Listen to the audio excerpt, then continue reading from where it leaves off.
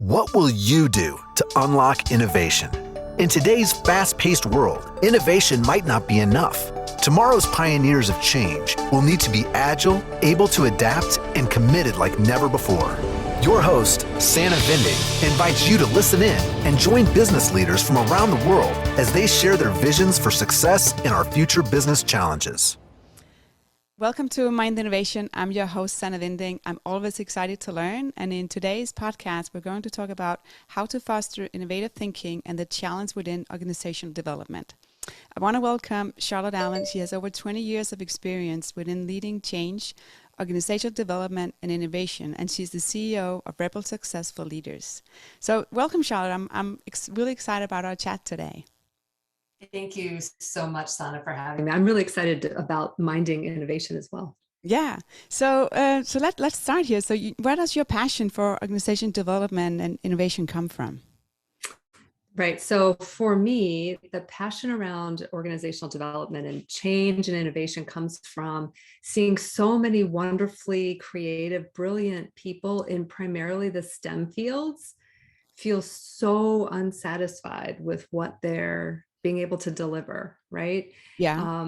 So I feel as though a lot of times the innovation is amazing, the ideas are amazing, and they just don't launch, right? They don't get momentum, they don't move forward. Organizational change and innovation still fail at a greater than 70% rate. So as a human race, we have not figured that out. And I really, truly am passionate about helping people get to that 30% that succeeds. Yeah. So is it through looking at success stories or pilots of how innovation has success, or do you also learn from the failures? Where is the biggest learnings in this process?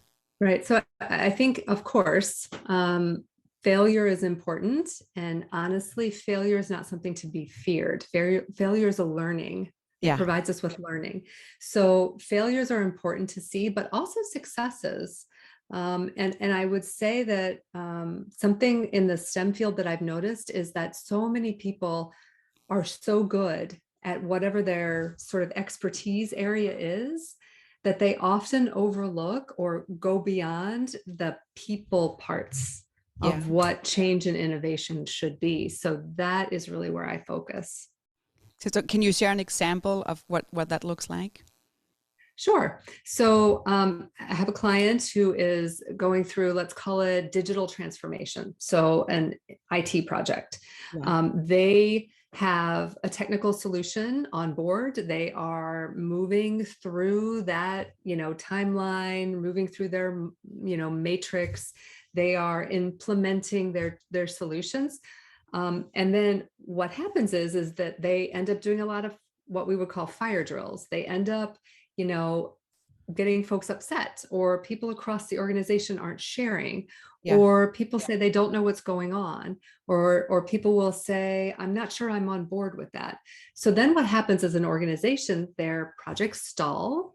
They end up spending more money in delays. They end up totally blowing by their timelines, right? And it's not for the fault of the technology. Usually is the culprit. It's really the fault of, let's engage my people. Let's get the ideas from a collaborative perspective from my organization. Let's win their hearts and get them motivated for this organizational change that we're moving forward, and how that affects them in their part of the organization.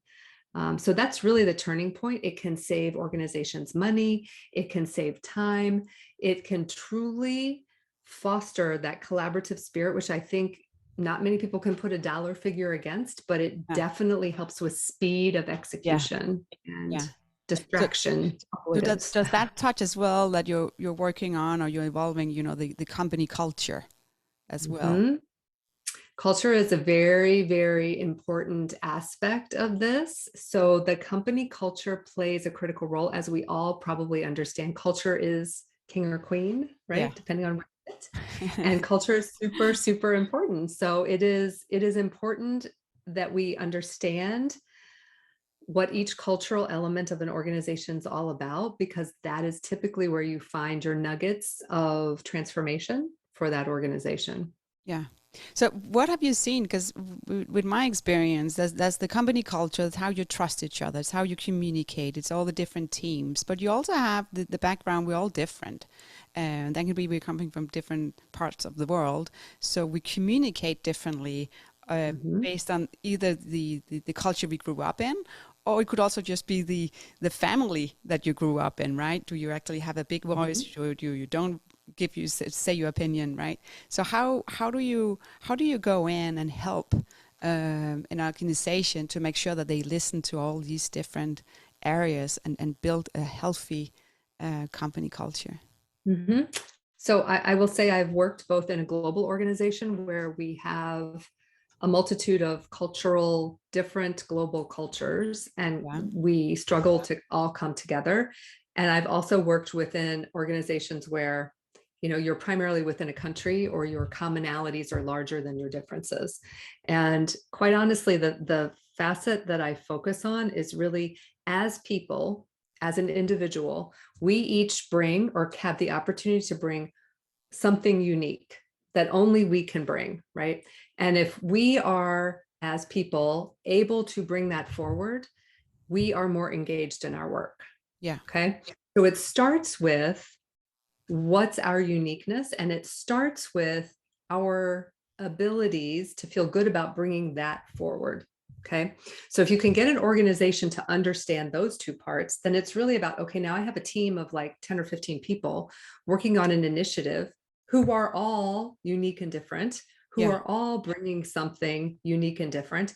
And then how does the leader, or does that team, work to sort of not squash any one of those very unique ideas? And that is, I don't believe that's something we're teaching. I don't think that's something we're teaching in business these days.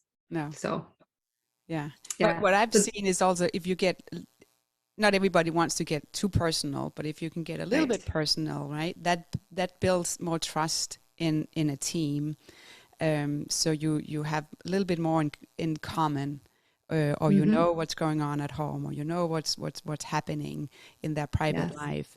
And it is, I think, when you go to work, either if you're remote or you're in the office, it's still your second family, right? Because you are hanging out with them a lot. You spend a lot of time with those folks, and trust is key. Understanding something about the people that you're working with is critical. Without delving too much into, a vast, hours of conversation every day, right? There are still elements of how we relate to people as people that I think we absolutely need to focus on, to your point. Trust also comes into play as we trust people across our organization with information, right? Because information is power. And if we are withholding information, right, which is very non-collaborative, then obviously that trust, either with you or with someone else, is damaged. So it goes, once you've gotten that sort of, I know a little bit about you, personal trust, then it's really about, do we all have that same bit of information, or does that gate stop and keep certain people out and only allow others in? Yeah. So what do you do? Because again, company is a company, and sometimes the trust will break, or you will have some distrust between teams. So what are some of the initiatives you can start to build it up again, and not just, because you shouldn't give up. Yeah, right. You wanna succeed. You do. So I always say that even when I talk about people development, when I had a team of my own, it's best to do the work as it relates to a specific initiative. So in my mind, it's difficult to come in to an organization and just say, oh, we're going to change the culture. You need to have, an initiative, a transformation, a project, an activity that the organization or the team is going through. And then you align around that. You sort of build that boundary with, what else can we do to support that? So as you're working through the specifics of that project, you are learning new skills, you're demonstrating behaviors, you are communicating in different ways. So it's mostly about setting up that structure around it, because when people change, when people are involved in something new and different, they have the best chance of absorbing new behaviors. Yeah. Okay. So if you're just doing the same thing every day, it's very, very difficult to absorb something new, because that's what we're talking about. We're talking about new ways of doing things. So you have to be both supported by your organization at the top, and you have to be involved in marching towards something new for that to take effect. Yeah. So how do you make time for it? Because I see with business, right? We have all these goals, this is the revenue, this is where we're going. And it's just like full speed. But sometimes Yes. it's also helpful to slow down and make sure everything is correct, and then get the processes right, get everybody aligned, and then you can actually then speed up, and that will be a happy scenario, right? But how do you get an organization to understand that they, if you call it, I call it to slow down. How do you get them to open their eyes and saying, hey, it's really important to slow down and make sure you have everybody within the team on board on this initiative? So I don't usually use the word slow down. I tell a story often when I speak about a personal story about when I was leading a team. And I think many people start or even progress throughout their career leading teams where they are very focused on deliverables. What's the bottom line? How are we addressing this or that problem? How are we moving things through the organization? So the nuts and bolts, right? The nuts and bolts of how we get things done. And very often organizations do not focus intensely on their employee development, even if they have a part of their culture that allows that. And I tell a story because I am a scientist by background. And so a lot of what I try, I think of as an experiment, right? So I'm going to conduct an experiment. We'll see how it goes. Yeah. So I had a team of about 10 people at this time. And I said, okay, I'm going to have an experiment. I am not going to talk to any of them about their deliverables. I'm not going to review their projects. I'm not going to talk to them about their timelines. We are only going to talk in our meetings about how they can develop to deliver at the new level of expectations. So we set those expectations. We talked only about their development. That's it for an entire year.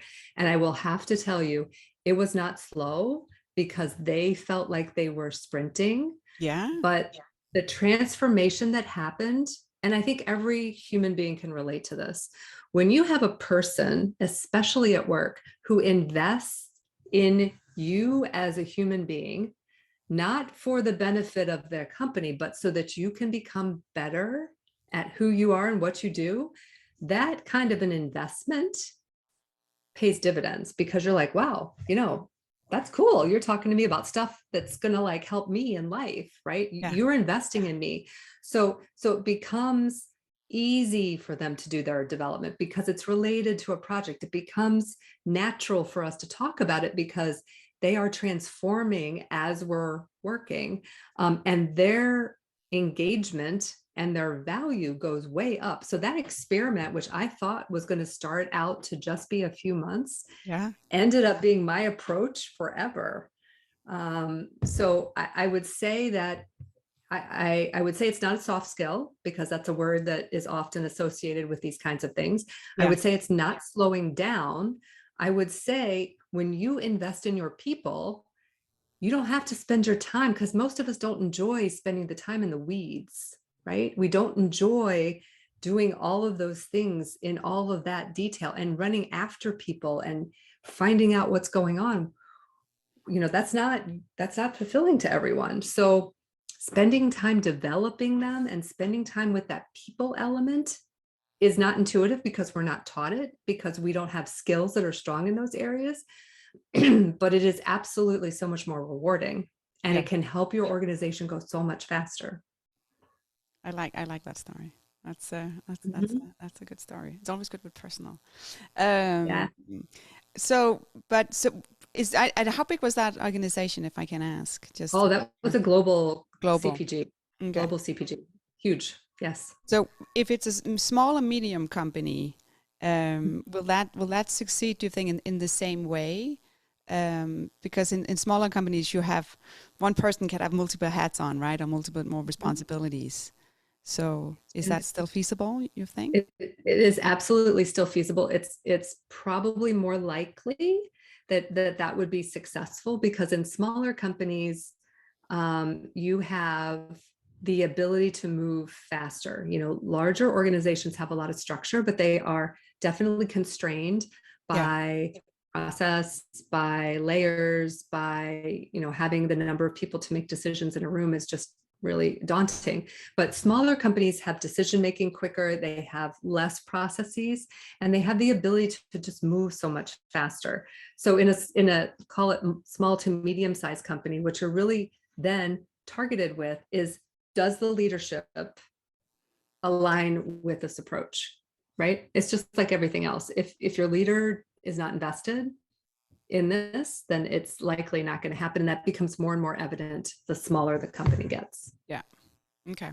But so in the world have changed a lot over the last, now we almost see like 2 years, right? We're getting up to that. What are some of the typical, or maybe not typical, more common mistakes that's happening right now in the businesses that you see, to be creative, be innovative, and have these changes? So what are some of the common mistakes? So I think we all probably got sick of that word pivot because everybody was pivoting, right? So I think that folks with as much disturbance in the force, right? There's a lot going on in the world that shook everything up, right? And when that happens, people tend to either stay the course, and make some small adjustments, or they tend to kind of bop around like little popcorn kernels. Cooking on the stove. And so many people are bopping around like little popcorn kernels. And that includes organizations and their strategy, but it also includes people and how many people are jumping to new jobs, jumping to new places. Some of that's fabulous for the reasons that they, have that combine their personal and professional alignment better. Some people are just jumping because they can demand new things, right? Yeah. Because the environment is such that it's available to them. Yeah. So I would say that the pivot for the sake of the pivot is a bad behavior. I would call it that. You need to make sure that you're always focused in who your one customer or consumer avatar is. And are you still serving and feeling good about serving that person? So a lot of what I've seen for the folks who need to shift is they've lost complete sight of who that person is. They've lost sight of like, what are they delivering? They've lost sight of how to actually be meaningful with that person. So they are pivoting to try and figure out how to realign with that. And that's largely required and in a good place. Yeah. Innovations follow trends, and the trends completely turned on the head. So those companies that are able to put a stake in the ground and follow what they think is right are doing great. But for those that are waiting to follow trends, it's a little longer of a haul. I think we're seeing that in some supply chains right now because folks are having a hard time catching up. Yeah. To what's going on. Yeah. Yeah. I believe in supply chain, right? There's a lot of rethinking your strategy in a new way that you're forced to, like it's that burning platform that has been going on. And everybody's holding their breath as well to say, okay, what should it look like and where are we going? What about, so when also changing in the organization, you have the people on board that like saying, yes, we're all in. You have the ones that a little bit more resistant, which is totally natural. Not everybody is jumping in and saying change. So what's a good, I don't know if you want to call it a setup, but what is a good way? Because you want to have some that can drive the change, but you also want to make sure you're bringing everybody. So how do you pick these influencer within your company? So let's remind ourselves that almost nobody loves change. Okay, so first off, almost nobody loves it. Okay, I would consider myself an anomaly because, quite honestly, change is how we grow. So I don't like it at warp speed. I don't like it all the time. But if I am too comfortable, it's time to start thinking about what needs to change. So, but most people don't love it. You're right. So in an organization, you are going to have a predisposition for a set of employees who do not love change, right? They don't love it. But you also have those same employees are typically the ones who really care deeply about how they deliver their work, and they care deeply about how they do that for their end user or for their end customer, consumer, whoever it is. So tapping into their dedication and tapping into their delivery and their expertise is the way in to those folks who tend to not really love change, but who really truly care about what's going on with their employees. And doing that helps them see the need, because we all know if we see the need, making that change is a little more viable. Some of also what I've seen is that depending on the company, sharing the details, the full picture of the need. Sometimes that's financial, sometimes it's information, sometimes it's data that only gets shared within certain subsets within an organization. Sharing that broadly is really important to build a case for that group who tends to be resistant, because often they're resistant because they don't have it.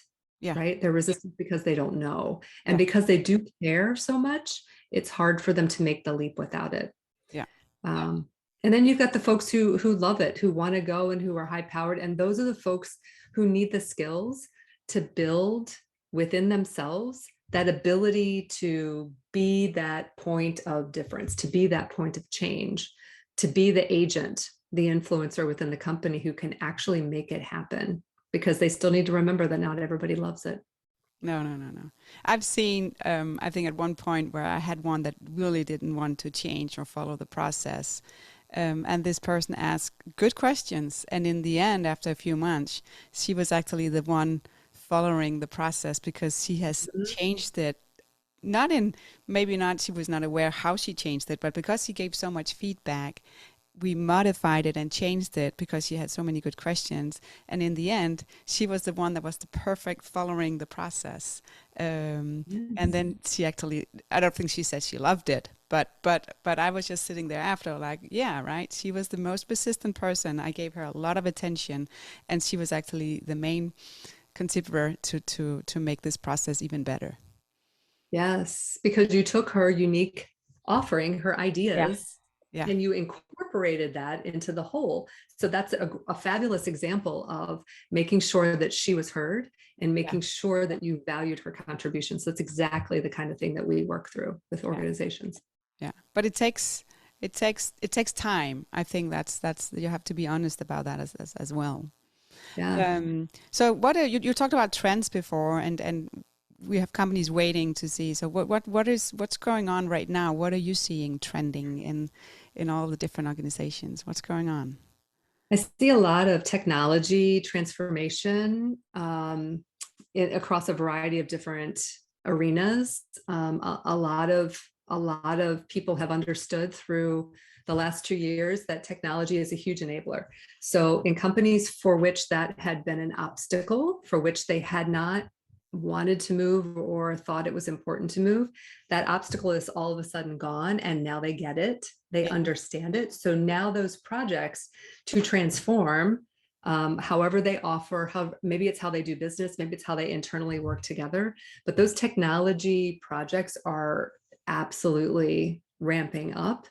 And they're sort of disgruntling some folks who may not be ready for that type of change, which is an opportunity for growth, right, in certain areas.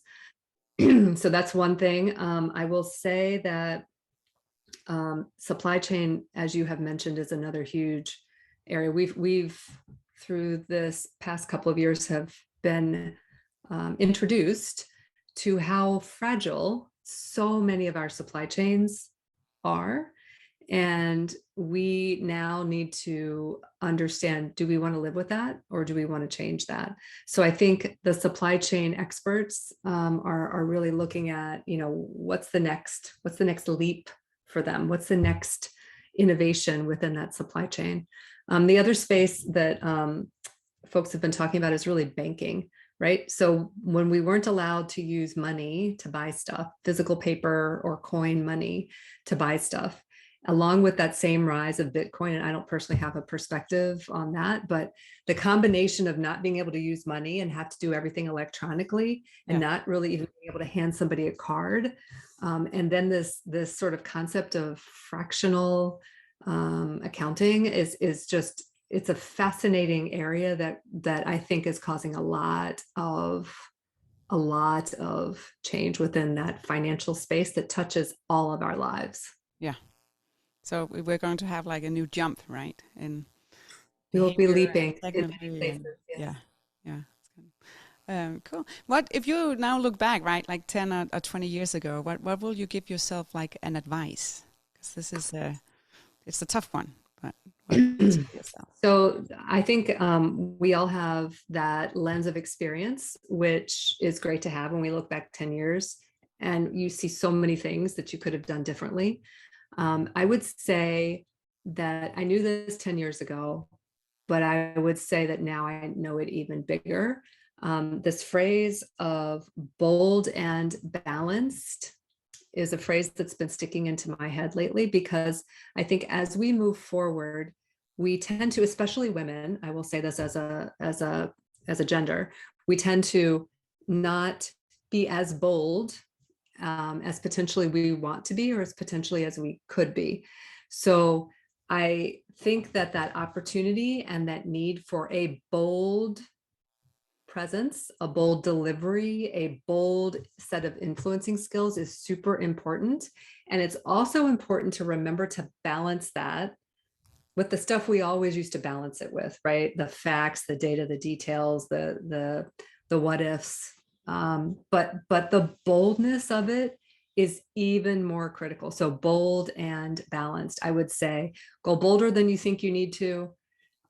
Keep the balance that you always thought you needed to have, but go bolder than you think you needed to, because that's what we need today. And I think that is something that I definitely would do differently if I was 10 years younger.